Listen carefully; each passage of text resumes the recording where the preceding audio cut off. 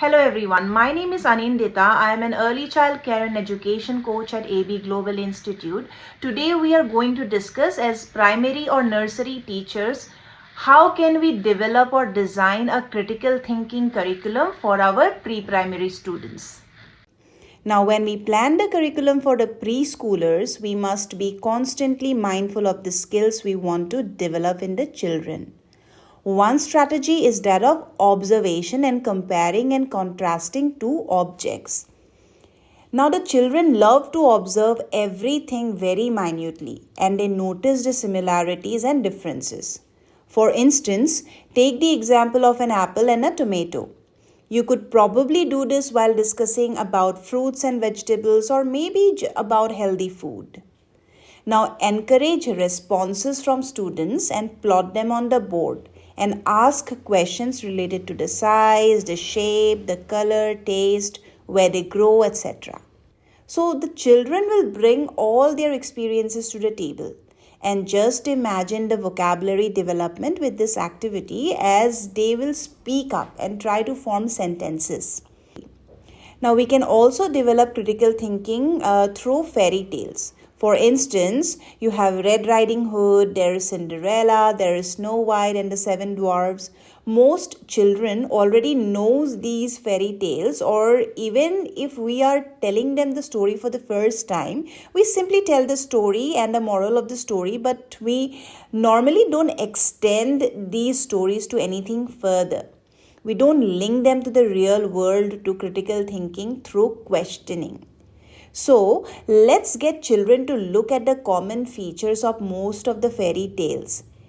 In every story, there is something good and something evil, right?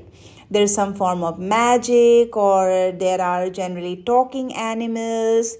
Then there is royalty, where you have a king or queen, prince or princess. And some characters will possess special powers. Now, when you do a storytelling, please draw attention of the children to these features. And so once children observe these elements in all stories, they will be able to identify them independently. Like they will understand what a castle or a forest is, what is good and what is evil, what is the moral of the story. And that's what actually we want our children to be, autonomous learners with critical thinking skills. One strategy that brings critical thinking into play is asking children to predict the story or to make an inference just by looking at the book covers. You just show them a story book, the cover page, and then ask them questions. You can use the 5 W's and 1 H strategy, which includes who, what, when, where, why, and how. Yeah. For example, who can you see? What do you think the story is about? Where do you think the story is set? Do you think the story is a scary one? So every question you ask will compel the child to think. Yeah. One such another activity for sharpening observation skills can be to ask children to spot differences in seemingly similar pictures. So as teachers, you should have a set of such picture cards handy. You should always be prepared with the materials you are going to use before the class starts. Okay, and if any child in the class finishes the work quickly, you can keep them engaged by giving them 2 or more similar cards to work on. Now that you know what activity can be done to invoke critical thinking in children, go look for pictures, storybook covers, poems, songs, or frame critical thinking questions for your class. Yeah. So to conclude, what we have learned today is we have learned 3 strategies to invoke critical thinking in young minds. The first thing is comparison. So we display 2 similar pictures and we ask them questions about it. Yeah. The second thing we have learned is how to invoke critical thinking ability through storytelling.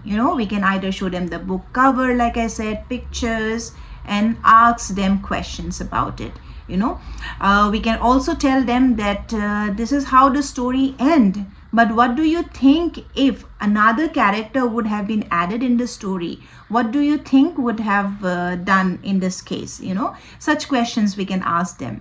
And a third thing is a very simple activity of spotting the difference between two similar pictures. Okay, so this is all for today. If you like my video, please do share, like and subscribe to my channel. Thank you so much.